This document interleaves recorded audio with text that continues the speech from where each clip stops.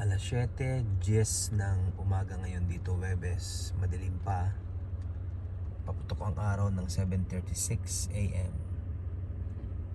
Naalala ko nung dinadala ko ng tatay sa Tangway, sa bukid, sa gubat. Naniniba ng saging, namumuti ng kape, naniniba ng urang at dinadala sa bayan.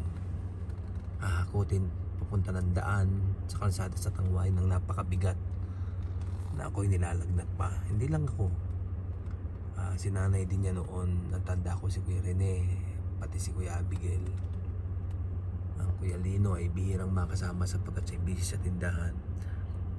Pati si Kuya Romy at nagdadrive pa ako ng owner. Ito, nagbibisita ng kaunting